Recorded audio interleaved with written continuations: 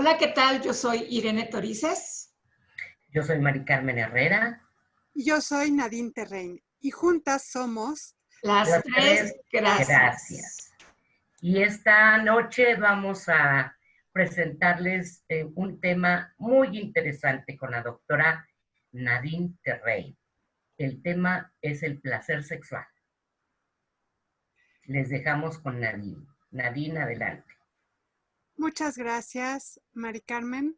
El día de hoy vamos a hablar de placer sexual. ¿Y por qué el placer? Bueno, es parte de la sexualidad. Según la definición de trabajo de la Organización Mundial de la Salud, la sexualidad es un aspecto central del ser humano que está presente a lo largo de toda su vida y abarca al sexo, al género, las identidades y los papeles de género, la orientación sexual, el erotismo, el placer, la intimidad y la reproducción. Y el placer es una parte importante dentro de esta definición. Y me parece que es necesario hablar de ello para poder entender también el tema de salud sexual.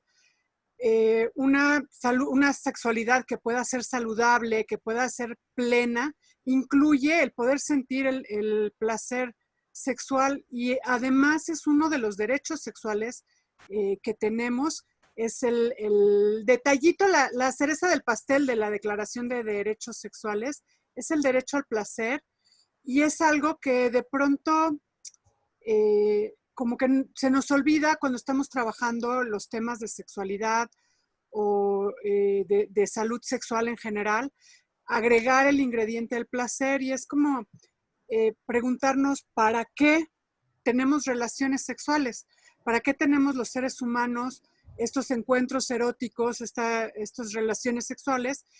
Y hay una infinidad de razones. La verdad es que hay personas que pueden tener encuentros sexuales por conveniencia, por un tema económico.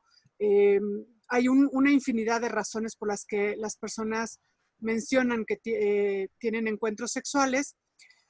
A mí me gusta destacar 4 motivos importantes, que uno de ellos es definitivamente porque se siente rico, porque la pasamos bien, porque es divertido, porque obtenemos una satisfacción a través de ello. Nos sentimos mejor después de tener una relación sexual, en este sentido de pasarla bien. La otra razón es para conectar emocionalmente con la pareja y esta parte de el encuentro de 2 personas, la entrega, toda esta parte que es muy linda, muy amorosa también es parte de las razones por las que nos encontramos eróticamente las parejas. Otra razón es para tener hijos. Hay quien tiene relaciones sexuales concretamente para reproducirse y tener hijos. Y otra razón está por ahí, motivos espirituales. A veces este ejercicio erótico puede hacernos sentir experiencias que nos llevan a otros niveles de conciencia. Algunas personas mencionan o describen, por ejemplo, el orgasmo como la pequeña muerte o con sensaciones de despersonalización o de sentirse como en el paraíso, ¿no? Y esto es como una experiencia un poquito más espiritual. Me gusta destacar estas 4 razones, aunque, como dije, hay muchas otras razones por las que las personas se integran en una relación sexual. Yo pensé que Eva o Lilith eran las únicas que podían haber descrito el orgasmo como sentirse en el paraíso. ¿Sí? Sí. Bueno, hay un grupo que es el Global Advisory Board on Sexual Health and Sexual Wellbeing, que en el 2016 propuso una definición de trabajo del placer sexual. Han estado investigando el placer sexual como una opción para el trabajo en salud sexual. Y de hecho, plantean la existencia de un triángulo virtuoso, en vez de círculo, un triángulo con 3 elementos importantes que se van alimentando unos a otros, que es la salud sexual, los derechos sexuales y el placer sexual. Y que cuando trabajamos con los 3 elementos de manera armónica, las cosas funcionan mejor para las comunidades, para los individuos, para las personas en general, funcionan mejor.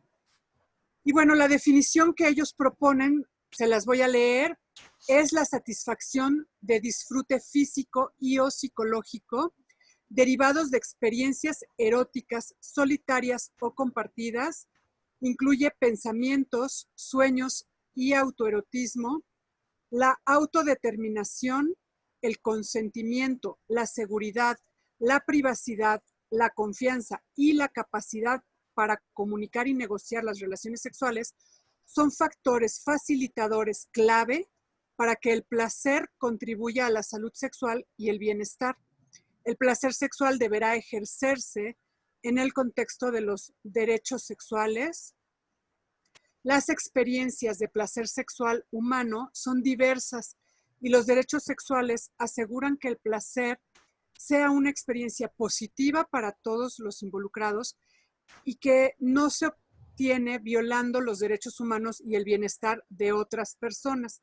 Esta definición fue propuesta fundamentalmente por 2 autores, que son Antón Castellanos Usigli y Dorothy Bracken, quienes encabezan todos estos esfuerzos auspiciados por Durex para trabajar justo estos temas de placer sexual en este sentido de conseguir el bienestar. Y si se asocia el placer sexual con el bienestar, se asocia también con la salud sexual y por lo tanto con los derechos sexuales.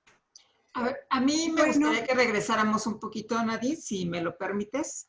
Me parece que hay como varios ejes en esta propuesta de definición.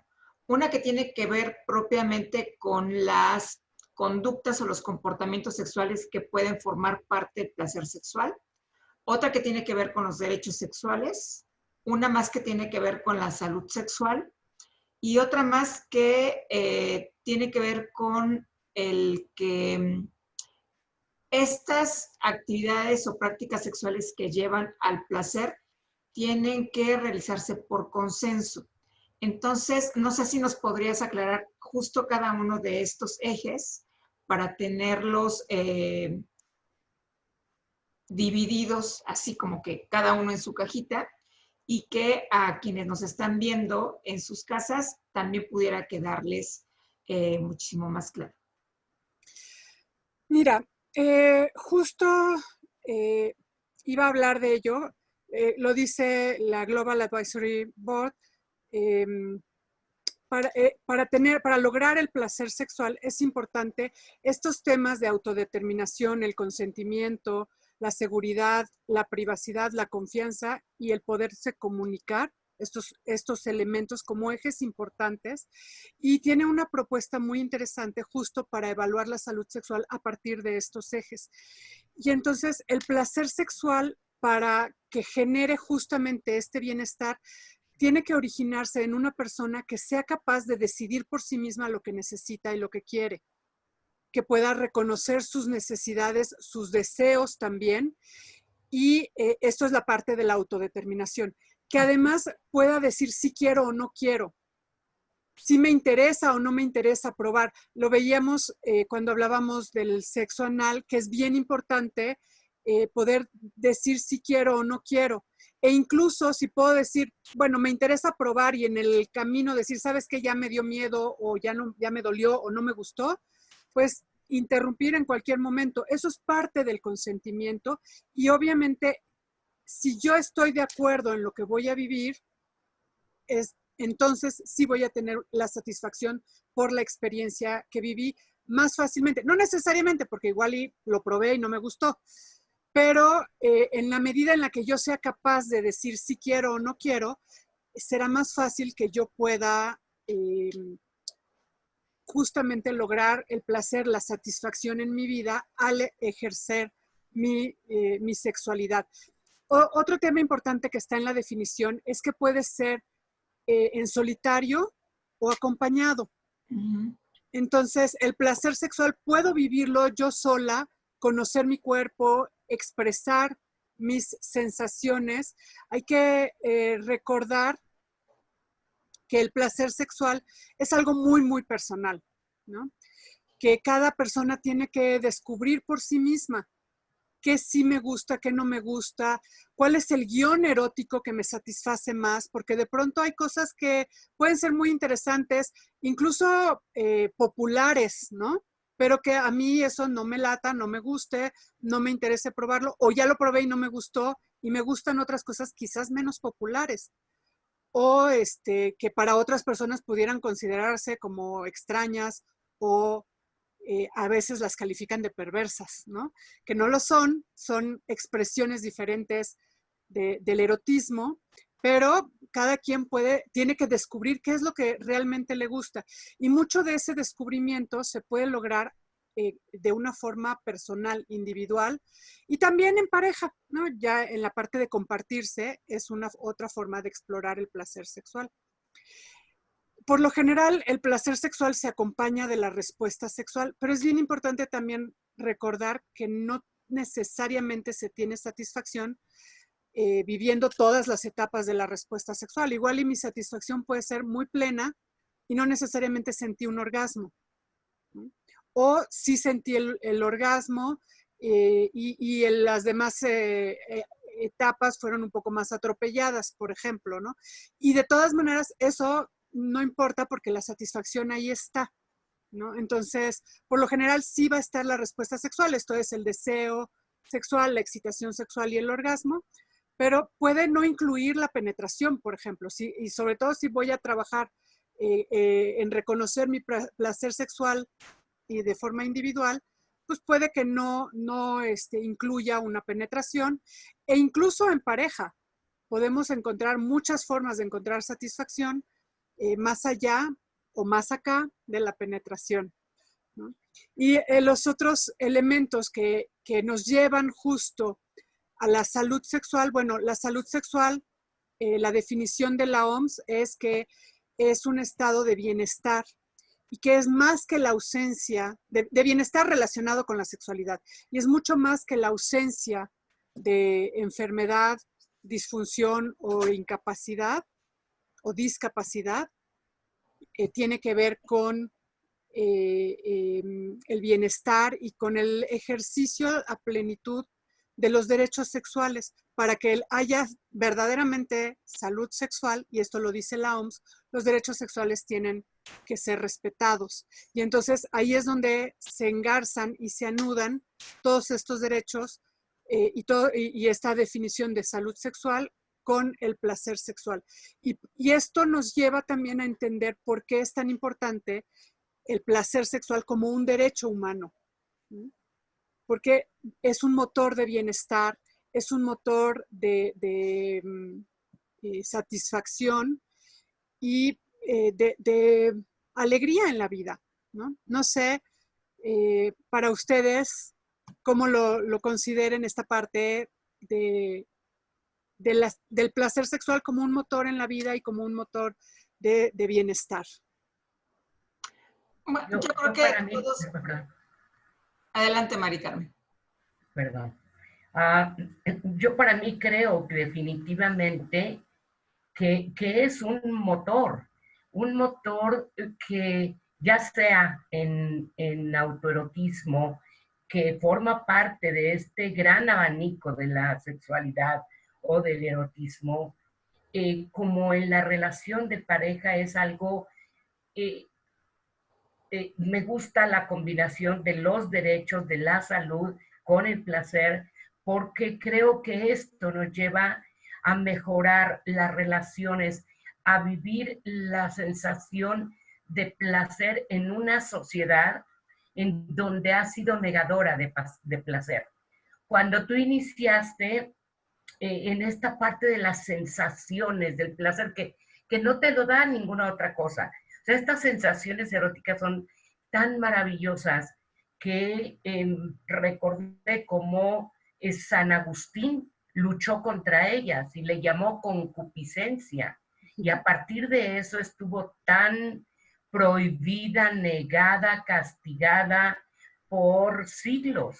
Entonces, ahora que se defiendan los derechos sexuales con la salud sexual y con esta parte de placer como un derecho humano, a mí me parece que nos llevará a una mayor integración como seres sexuados que somos. Eso para mí me resulta eh, muy, muy importante como abrir esta parte, ¿no? Y yo pienso que quizá la felicidad que genera el placer sexual tiene que ver justo con estos elementos que yo te pedía que puntualizaras de manera más precisa. En la medida en que tenemos autodeterminación, autoconocimiento y que reconocemos el placer como algo que nos genera bienestar y que forma parte de nuestros derechos, sí y solo si eso se cumple, podrá llevarnos a sentirnos felices al tener placer sexual. Porque si no estamos autodeterminándonos, no nos autoconocemos, no lo vivimos como algo que es saludable y que en consecuencia nos genera bienestar y no lo consideramos un derecho, quizás sea más bien al contrario. Puede ser algo que nos genere cierto grado, a lo mejor no de infelicidad, pero sí de conflicto, justo por el darme el permiso, por decirlo de alguna forma, de sentir con toda la intensidad que se puede sentir la vinculación erótica o el autoerotismo. Y aquí quizá el ejemplo es un poco burdo para el tema que estamos tratando, pero es como estas consultantes o estos consultantes que vienen a nuestros espacios de trabajo después de un abuso sexual o de una violación en donde reconocieron haber sentido placer en el momento en el que se estaba llevando a cabo. Y no placer por el hecho de tener el deseo de participar en este evento o por haber facilitado que ocurriera, sino porque hubo una respuesta de su cuerpo física que es natural a una estimulación que no fue erótica, pero que sí fue sexual, y que eso les hizo sentir la experiencia como placentera. Entonces, desde mi punto de vista, tendrán que considerarse algunos otros aspectos que justo están contenidos en esta definición que nos propones, Nadine, pero que sí habría que analizar a lo mejor con diferentes poblaciones si verdaderamente es algo, regresando a tu pregunta, que nos hace felices. O sea, muchas veces también en la educación de la sexualidad escuchamos estas frases del alumnado de seguramente le fue bien por eso y viene sonriendo cuando toda la vida andaba de mala cara a una persona, ¿no? Sí hay, evidentemente, además por toda la liberación de mediadores químicos a nivel de nuestro cerebro como la oxitocina, algo que nos genera felicidad.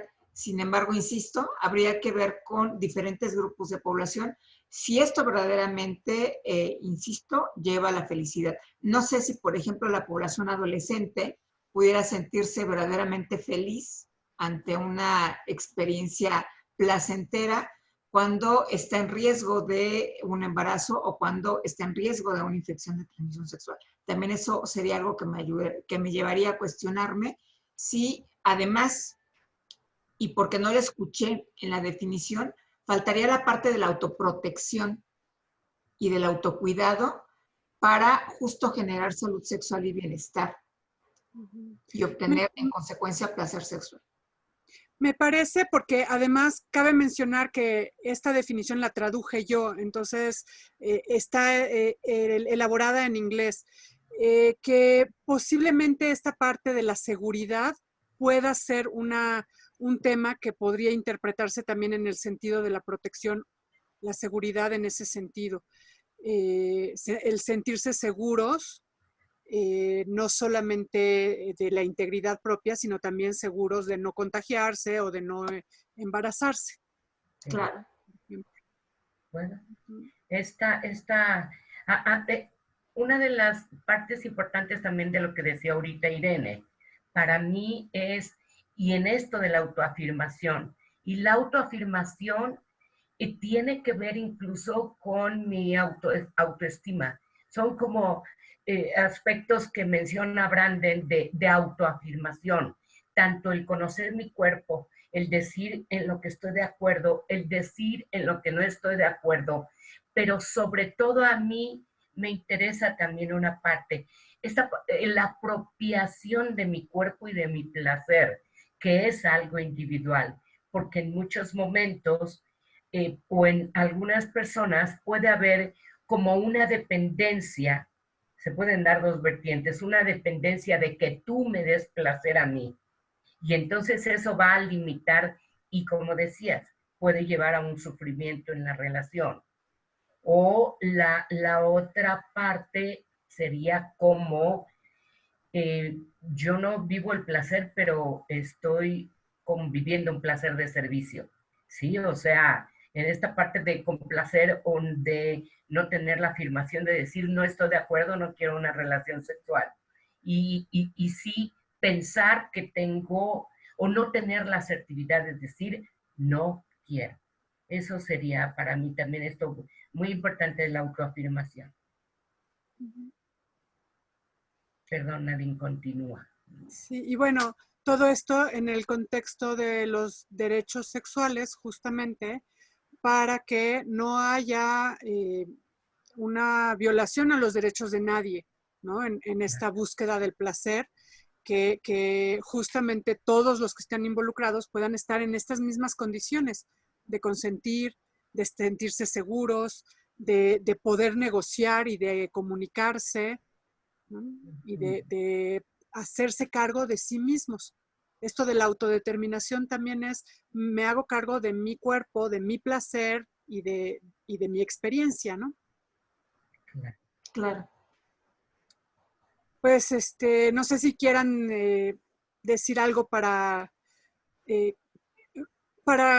concluir. Yo sí, esta parte de ahorita que estabas diciendo, de el vivir, el conocer mi placer, me lleva, por ejemplo, en pareja a una co-construcción. Es como esta parte de vivir el placer. Tu placer me lleva a mi propio placer, o tu placer exacerba mi placer. Es como una parte, yo digo que es como una caja de resonancia. Y es como darnos cuenta que es algo a construir, y como en esta parte espiritual que mencionabas, esta pérdida temporoespacial, en donde no me voy a no sé dónde, que es tan intensa, al cielo podría decir, en esta parte sería fascinante como vivir este placer tanto en uno como en otro, como en hombres como en mujeres, porque esta parte de la represión puede llevar o vivirse en las mujeres que no se apropien de su propio cuerpo, de su placer, y como romper estas barreras de que las mujeres que viven el placer o expresan el placer no son mujeres, no lo sé, conservadoras, decentes, etcétera, e igualmente los hombres, ¿no? Como poder conocer la magnitud de toda tu geografía en ese sentido, de esta corporalidad. A mí me ha tocado en terapia alguna vez que me decía una consultante, me doy cuenta que jamás le había tocado las piernas a mi marido, jamás había explorado sus piernas. Entonces es como poder ser integral para vivirlo de una manera intensa. Esa sería mi aportación como para concluir. Muchas gracias, Marica. A mí me parece importante desde este planteamiento que propones, Nadine, el recuperar el que no necesariamente tiene que darse la respuesta sexual, ni a medias ni completa, para poder hablar de placer sexual. Pensando, por ejemplo, en las personas con discapacidad que por una lesión medular o algún otro tipo de lesión incluso cerebral, pudieran no experimentar todos los cambios físicos que acompañan a cada una de las fases de la respuesta sexual humana y que, sin embargo, y que además pueden, por supuesto, sentir placer al mirar a alguien, sentir placer al compartir con alguien, sentir placer de muchas y distintas formas. Y que tiene que ver con algo que ya retomó Mari Carmen, que es lo espiritual, y también con el placer de compartir con las y los otros. Y yo también incluiría aquí el placer que puede llegar a generar la castidad en las personas que pues son religiosas por decisión y por vocación, y que no podemos negar que sí hay cierto grado de placer en ello. No por nada hay personas de muchas religiones, ¿no?, que se acercan y tienen ciertos, transitan, por decirlo de alguna forma, de este plano a uno mucho más etéreo, que tiene que ver sí con lo espiritual, pero tiene que ver también con la creencia en un ser superior que va a recibirles con los brazos abiertos en el momento en el que, pues, una de dos, trascienden a este plano terrenal, o cuando están en un proceso de meditación, por ejemplo, o de oración, que puede elevarles a sentir también un placer interno que quizá quienes estamos aquí podamos o no podamos entender. Yo cuando menos no lo puedo entender, pero que sí sé que es real, que es cierto, y que insisto, traspasa lo corporal para convertirse en algo que no se puede tocar, ¿no?, ni medir tampoco, como hicieron Masters y Johnson en el caso de la respuesta sexual. Eso es con lo que yo cerraría mi participación del día. Sí, quizás recordar esta parte del placer es tan subjetivo que puede lograrse a través de la castidad o del ejercicio de expresiones eróticas totalmente diversas, o del ejercicio de las relaciones sexuales comunes y corrientes, les llaman vainilla ahora, ¿no? ¿Las comunes y corrientes son vainilla? Son vainilla. Sí, sí, sí.